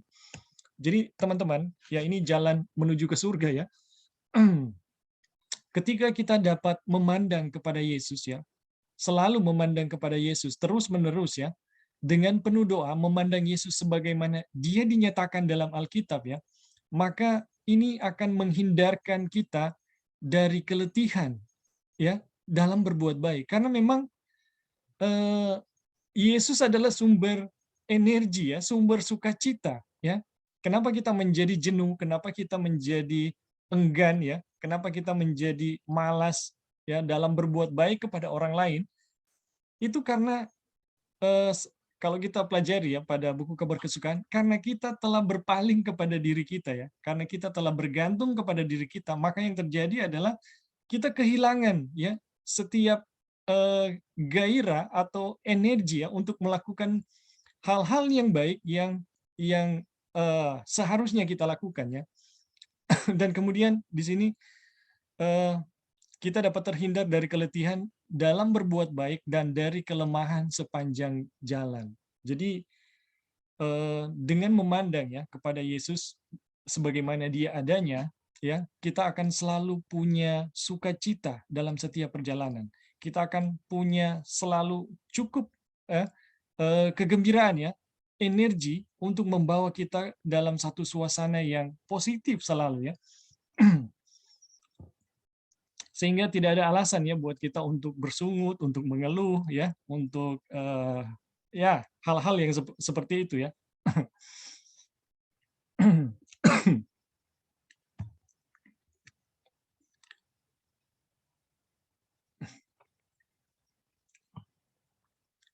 Sekali lagi kita harus memandang Yesus karena di dalam dia tersembunyi segala harta hikmat dan pengetahuan.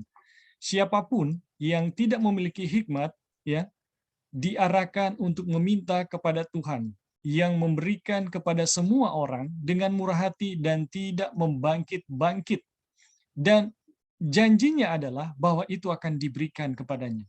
Tetapi hikmat yang diinginkan hanya dapat diperoleh di dalam Kristus. Hikmat yang tidak berasal dari Kristus dan yang sebagai konsekuensinya tidak menuntun kepadanya hanyalah kebodohan. Karena Tuhan sebagai sumber segala sesuatu adalah pencipta hikmat. Ketidaktahuan akan Tuhan adalah jenis kebodohan yang paling buruk ya. Dan semua harta hikmat dan pengetahuan disembunyikan di dalam Kristus. Sehingga dia yang hanya memiliki hikmat dunia ini tahu pada kenyataannya tidak ada apa-apa.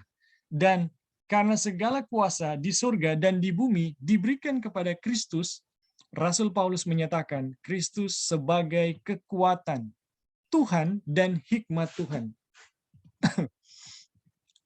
Jadi teman-teman di sini kita pelajari ya bahwa sekali lagi kita harus memandang kepada Yesus ya, karena di dalam Dia tersembunyi segala harta hikmat ya, harta hikmat dan pengetahuan ya. Karena hanya Yesus ya, hanya Yesus yang memiliki hikmat, dan kita yang tidak memiliki hikmat ya, kita yang tidak memiliki hikmat bisa meminta ya, kita bisa meminta kepada Kristus ya, kepada Tuhan untuk meminta hikmat, dan Dia akan memberikan, dan Dia pasti memberikan ya. Dan kalau apa ya, kita mengatakan kita ada hikmat ya, kalau ada hikmat yang tidak berasal dari Kristus dan yang sebagai konsekuensinya tidak menuntun kepadanya, hanyalah kebodohan. Jadi kalau kita merasa kita berhikmat tetapi itu tidak menuntun kepadanya, itu hanyalah satu kebodohan ya. Karena Tuhan sebagai sumber segala sesuatu adalah pencipta hikmat. Jadi hikmat itu hanya bisa didapatkan ya.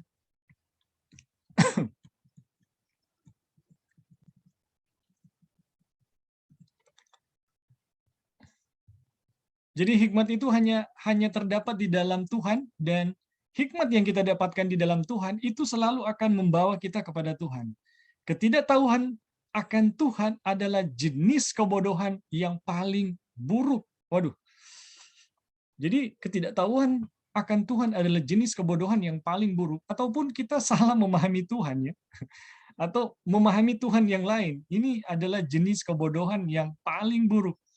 Dan semua harta hikmat dan pengetahuan disembunyikan di dalam Kristus. Jadi kenapa kita harus meninggikan Kristus? Kenapa kita harus memuliakan Yesus? Karena di dalamnya ya, di dalam Kristus terdapat hikmat ya.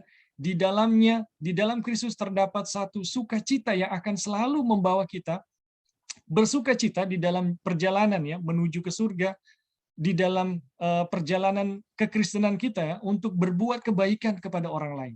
Jadi di dalam Kristus ya selalu ada hikmat, selalu ada kekuatan ya. Kemudian kita lanjut ya.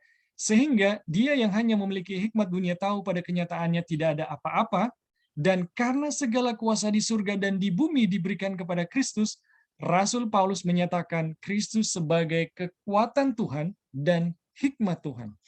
Jadi teman-teman, dengan sangat jelas ya di sini dikatakan Yesus Kristus ya adalah kekuatan Tuhan dan hikmat Tuhan. Jadi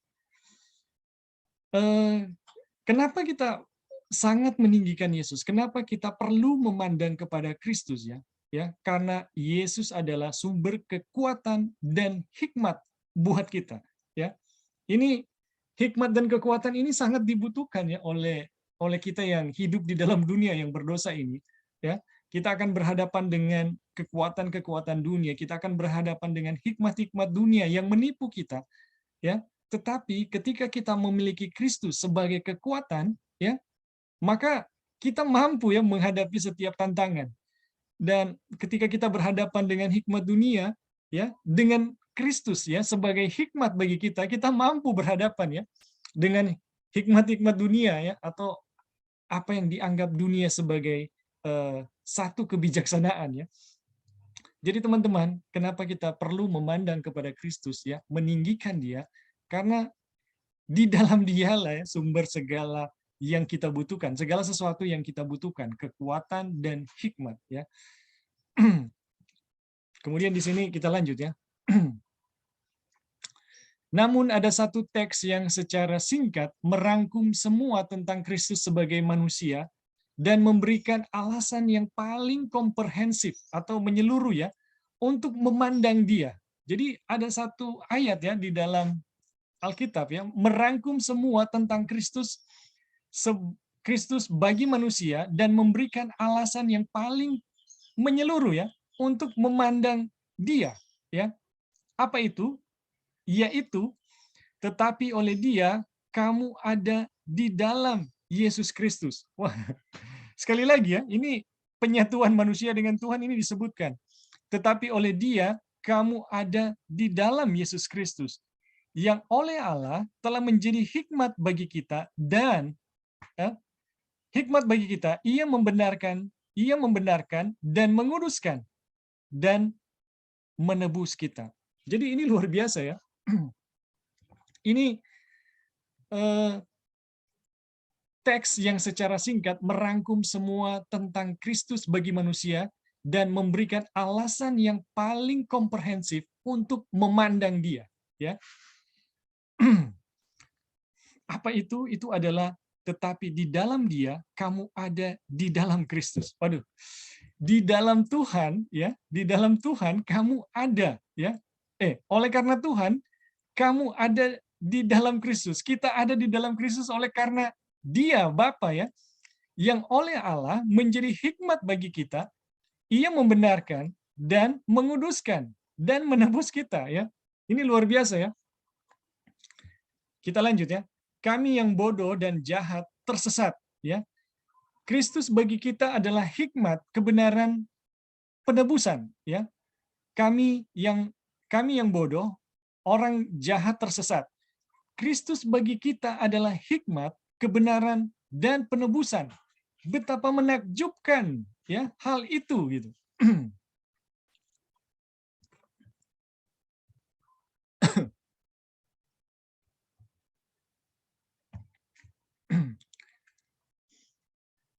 Jadi sekali lagi ya, kami yang bodoh, orang jahat tersesat, Kristus bagi kita adalah hikmat, kebenaran, dan penebusan. Betapa menakjubkan hal itu. Dari ketidaktahuan dan dosa menuju kebenaran dan penebusan.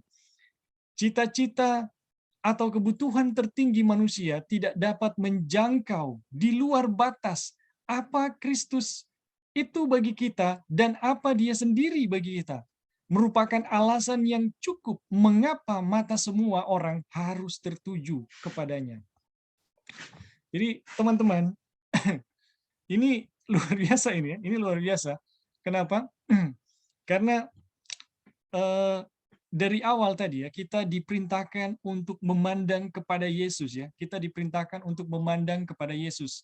Tulisan rasul-rasul, tulisan beban dari para penginjil adalah menjadikan Yesus itu sebagai tema utama dalam setiap surat maupun pekabaran mereka. Dan Waggoner menjelaskan bahwa untuk memuliakan Tuhan itu lebih daripada itu ya. Kita punya alasan lebih dari itu ya. Itu sudah cukup membuat kita memuliakan Tuhan ya, karena itu menjadi fokus dari setiap pekabaran rasul-rasul. Tetapi memuliakan Tuhan artinya kita itu betul-betul memiliki satu alasan yang lebih dari itu. Yaitu dijelaskan ya di atas tadi bahwa karena memang Yesus itu yang bisa menyelamatkan kita. Tidak ada nama lain, tidak ada cara lain ya yang bisa membawa kita dari keadaan berdosa ya, dari keadaan kita yang berdosa kepada keadaan kemuliaan. Tidak ada jalan lain dan tidak ada cara lain, tidak ada nama lain di dunia ini. Hanya Yesus. Dan bagaimana Yesus dimuliakan? Dia hanya bisa dimuliakan ketika Dia menjadi dia bisa datang di dalam keadaan yang sangat mulia, dari keadaan yang sangat tinggi, turun ke bagian dunia yang paling bawah, dan ketika Dia turun dunia paling bawah, maka Dia itu bisa naik ke tempat yang paling tinggi. Ya, jadi Yesus bisa dimuliakan ketika Dia bisa turun ke tempat yang paling bawah, ya, ke tempat yang paling hina yang bisa dicapai oleh manusia yang berdosa. Jadi teman-teman, tidak ada tempat ya di dunia ini yang tidak bisa dimasuki oleh Tuhan Yesus. Tidak ada satu kondisi manusia yang berdosa di mana Tuhan tidak bisa datang ke tempat itu ya. Dan untuk apa? Untuk apa Tuhan datang sampai begitu jauh ke dalam keadaan manusia? Yaitu untuk mengangkat manusia ya yang telah berdosa kepada kekudusan, bukan supaya manusia itu tinggal di dalam dosa ya, atau Tuhan tinggal bersama-sama dalam keadaan-keadaan mereka yang berdosa. Tidak, Tuhan datang supaya bisa mengangkat manusia yang berdosa kepada kemuliaan. Tetapi bagaimanapun keadaan manusia yang berdosa, Tuhan sanggup masuk sampai ke situ ya. Jadi tidak ada satu kondisi di mana Tuhan tidak bisa hadir bersama-sama dengan manusia berdosa. Dan teman-teman, dalam pelajaran memandang, kenapa kita harus memandang ya kepada Kristus? Karena dengan memandang kita diubahkan. Tetapi kita tidak bisa memandang dan berubah seperti Kristus kalau kita memiliki gambar yang salah tentang Yesus ya. Kita memiliki gambar bahwa Tuhan tidak bisa dekat dengan manusia yang berdosa gitu ya. Itu tidak mungkin kita berubah menjadi seperti Yesus. Kalau kita memandang bahwa Tuhan itu tidak bisa datang kepada kita ya, di saat kita berdosa tidak bisa hadir bersama-sama dengan kita karena kita dosa, kita berjahat ya, di dalam diri kita ada setan, kita akan menjadi seperti orang-orang Katolik, dan kita bisa bilang memandang dengan cara terbaik seperti itu, hasilnya adalah kepausan ya. Tetapi teman-teman, pekabaran yang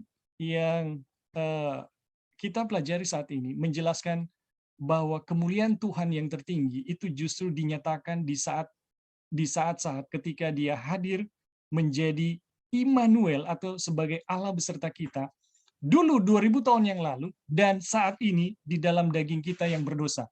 Dan kenapa kita harus meninggikan Dia ya? Memandang Dia sebagai satu pengharapan kemuliaan, karena cuma Tuhan ya yang bisa memenuhi segala kebutuhan kita ya. Cuma Tuhan yang bisa memenuhi segala kebutuhan kita. Kita yang lemah di dalamnya terdapat kekuatan yang begitu luar biasa, tak terhingga ya kekuatannya. Kita yang bodoh di dalamnya terdapat hikmat yang tak berhingga juga. Dan kita yang berdosa ya di dalamnya terdapat kebenaran. Jadi teman-teman, Allah beserta kita ya, Allah yang penuh dengan kuasa, penuh dengan hikmat, penuh dengan kebenaran, semuanya itu dinyatakan untuk menebus kita ya. Bagaimana kita bisa mengalami kemuliaan ya, kemuliaan dari anak-anak Allah, atau bagaimana kita mengalami yang namanya memandang dan diubahkan. Jadi teman-teman, kira-kira seperti itu ya yang sedang kita pelajari saat ini. Ada yang mau kasih tambahan atau tanggapan, dipersilakan. Ya, Bing. Ya, silakan. Jadi kalau teman-teman masih ingat, ada satu penglihatan, ada di buku tulisan permulaan atau early writings. Ellen White punya penglihatan. I think kalau nggak salah itu penglihatan pertama ya yang dia dapat. Correct me if I'm wrong. Yang mana ada perjalanan umat Tuhan, orang-orang Advent dari dunia ke surga. Itu penglihatan pertama ya, Bing? Iya. Penglihatan pertama. Iya ya. Oh, oke. Jadi teman-teman tahu semua dia punya cerita, tapi kita menghubungkan dengan pelajaran kita. Jadi dalam perjalanan mereka itu kan kita lihat ada persungutan, ya kan, banyak orang yang akhirnya meninggalkan perjalanan itu. Jadi kita lihat orang-orang yang bertahan dari perjalanan itu, yaitu orang-orang Advent yang mau menuju ke Yerusalem baru.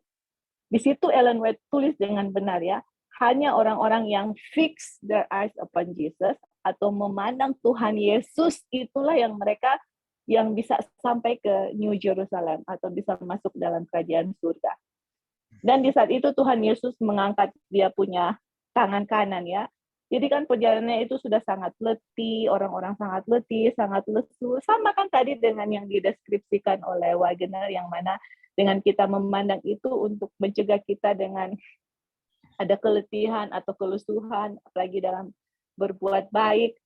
Jadi teman-teman, kalau kita mau bandingkan, mau satukan kutipan Ellen White itu dengan penglihatannya itu perjalanan umat Tuhan, orang-orang Advent, dengan apa yang kita belajar sekarang ini, bukankah ini satu hal yang good news untuk kita, yang mana, Ellen White bilang, di situ hanya orang-orang yang memandang kepada Tuhan Yesus yang bisa make it through New Jerusalem, istilahnya. Nah, sekarang kita lagi belajar bagaimana memandang Tuhan Yesus yang benar gitu. Jadi, puji Tuhan ya, dengan kita mempelajari buku ini, penglihatan Ellen White mengenai perjalanan umat Tuhan atau perjalanan orang Advent itu bisa menjadi bagian kita karena kita bisa memandang Tuhan Yesus terus-menerus, memandang dia dengan cerdas dan memandang dia sebagaimana dia adanya gitu. Dengan ketiga itu kita bisa tahu, kita bisa menjadi bagian di dalam penglihatan Ellen White yang mana dengan pertolongan Tuhan ya, ini bukan untuk meninggikan diri atau apa, kita bisa menjadi bagian di dalam penglihatan Ellen White yang mana kita bisa menjadi orang-orang yang terus memandang Tuhan Yesus, dan waktu Yesus mengangkat tangannya dengan memandang Tuhan Yesus, disitulah kita memperoleh kekuatan. Dan puji Tuhan, pelajaran kita akhir-akhir ini bagaimana untuk mengetahui Yesus sebagaimana adanya, pekerjaannya untuk kita. Dan sekarang apa artinya memandang dengan Yesus? Wow, kalau buat kita pribadi ini satu gem atau sangat permata yang sangat berharga yang mana oh Tuhan, ini semua pelajaran, setiap paragraf, setiap bab itu mau dimakan, memang betul-betul mau tahu, karena inilah kunci yang diberikan di penglihatan Ellen White pertama itu, yang mana orang-orang yang sampai di New Jerusalem, apakah teman-teman nggak mau? Istilahnya, wah ini memang betul-betul pelajaran untuk bagaimana ya dengan memandang Yesus. Apa sih artinya memandang Yesus? Dan bagaimana kita bisa melakukan hal itu di dalam pelajaran inilah yang akan kita belajar. Dan dengan pertolongan Tuhan, semua yang kita pelajari pada saat ini bisa terrealisasi penglihatan Ellen White, yang mana kita bisa dengan pertolongan Tuhan menjadi kelompok di mana orang-orang yang bisa fix their eyes upon Jesus atau look upon Jesus atau behold Jesus sampai bisa masuk di dalam New Jerusalem. Oke, thank you, Bing. Ya, terima kasih Joy. Ada lagi yang mau kasih tambahan? Oke, Bing, boleh tambahan Ya, sedikit? silakan. Oke, tadi berbicara tentang hikmat.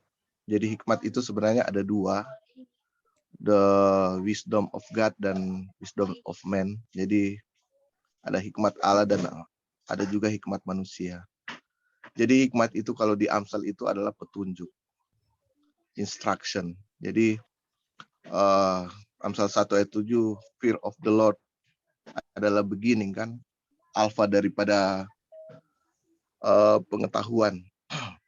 Jadi sebenarnya seperti Oi yang bilang tadi tentang perjalanan umat Allah ke surga, untuk memperoleh hikmat hanya satu aja, trust and obey.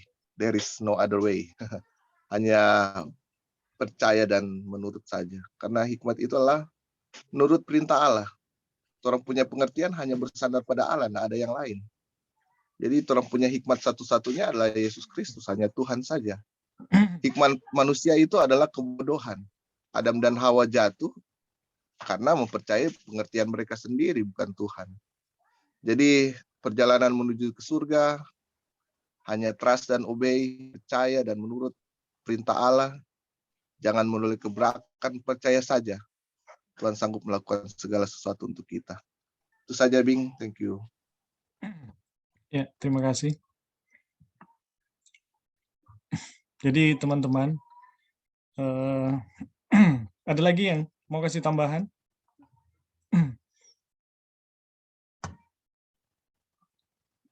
Jadi teman-teman ya, ini kita sedang belajar bagaimana memandang kepada Yesus. Karena memandang kepada Yesus ini beberapa waktu yang lalu ya sempat menjadi isu yang hangat di grup ya. Dan ini ada banyak ya yang mengajarkan, oh kita harus punya waktu untuk memandang kepada Yesus. Tetapi untuk memandang kepada Yesus itu di sini diajarkan ya sebagaimana adanya dan terus-menerus gitu. Sebagaimana adanya Yesus dan terus-menerus. Bagaimana bisa ya kalau kita waktu kita itu terputus gitu. Sebagaimana konsep ya yang diajarkan ya oleh kebanyakan. Kita hanya punya waktu saat kita baca Alkitab untuk memandang kepada Yesus. Atau saat kita berdoa untuk memandang. Nah, kalau sesudah itu gimana gitu? Apakah kita telah tidak lagi memandang kepada Yesus gitu? Nah, teman-teman, pemahaman yang diajarkan oleh Wagoner dalam buku ini, kita diajarkan untuk lebih dari itu gitu. Memandang kepada Yesus itu bisa senantiasa memandang ketika kita memahami bagaimana ya kemuliaan Tuhan yang paling tinggi itu dinyatakan, ya, yaitu dengan menyatakan diri sebagai Tuhan beserta kita atau Immanuel. Nah, ini sudah panjang lebar ya kita pelajari dalam buku Kabar Kesukaan apa artinya Immanuel, ya. Jadi hanya dengan melihat dia ya yang dalam keadaan Allah, ya, tidak mempertahankan keadaan itu ya sebagai milik yang harus dipertahankan, tapi mengosongkan dirinya, kemudian menjadi manusia, ya, manusia yang sama seperti kita, dagingnya jahat, ya, dan lebih dari itu ya, Tuhan kita karena daging itu dia harus mengalami kematian ya, dan di dalam kematian itu dia menghukum yang namanya maut, setan dan dosa. Itu dihapuskan ya. Dan teman-teman, semuanya itu dibuat ya untuk mengangkat kita dari keadaan kita yang berdosa kepada kemuliaan yang disediakan untuk anak-anak Allah ya. Jadi betapa berartinya ya kita memahami apa artinya memandang dan diubahkan. Saya ingat juga dulu ya pengalaman ini sebelum mempelajari ya Pekabaran 1888, saya belajar juga tentang bagaimana memandang dan diubahkan. Jadi saya harus ambil waktu untuk merenungkan tentang kasih Yesus. Itu baik ya teman-teman. Itu baik dan itu tidak salah. Tetapi ada pemahaman yang lebih dari itu ya yang dalam Pekabaran ini ditekankan. Jadi saya sering melakukan hal itu, ambil waktu. Tetapi ketika ambil waktu dan merenungkan ya tentang Yesus. Tetapi ketika saya mengalami satu masalah yang kita bisa bilang sangat sulit ya, satu penyakit dosa yang sangat sulit disembuhkan, hal itu tidak bisa menyembuhkan saya. Hal itu tidak bisa mengubah saya, teman-teman.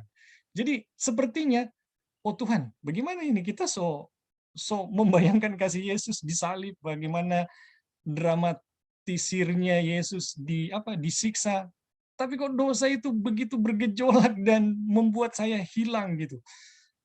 Gimana ya, teman-teman, itu tidak salah, tetapi itu tidak cukup ya, sampai tidak cukup untuk menyelamatkan saya, sampai saya tiba pada pemahaman mengenai Immanuel ya, baru saya melihat ada kekuatan yang luar biasa dalam penyataan Tuhan sebagai Immanuel atau penyataan Tuhan sebagai Allah yang bisa diam, Allah yang beserta kita bisa diam di dalam daging saya yang berdosa. Aduh, ini luar biasa.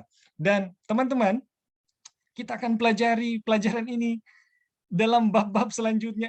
Aduh, ini luar biasa. Kalau boleh jangan sampai jangan sampai ketinggalan ya, jangan sampai ketinggalan karena minimal pembahasan tentang keilahian dan kemanusiaan Kristus dalam bab ini, teman-teman jangan sampai ketinggalan ya atau sampai hilang waktunya. Ini penting sekali karena kita rasa ada satu hal yang sangat memberkati dalam pekabaran ini yang kita bisa rasakan ya secara pribadi, itu betul-betul memberkati saya secara pribadi. Oke teman-teman, ini waktu kita udah selesai ya. Waktu kita udah selesai. Masih ada teman-teman yang lain yang mau tambahkan ya? Dipersilakan sebelum kita menutup ya perjumpaan kita untuk hari ini.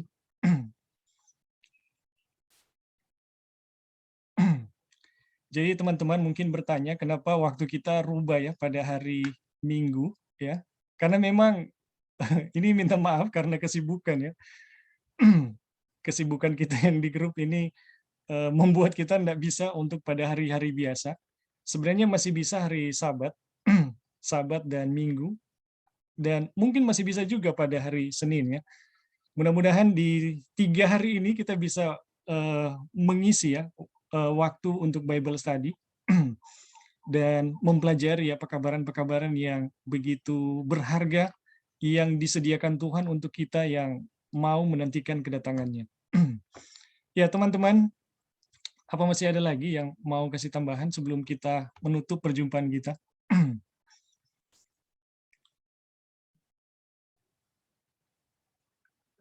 Oke, kalau sudah tidak ada, terima kasih ya untuk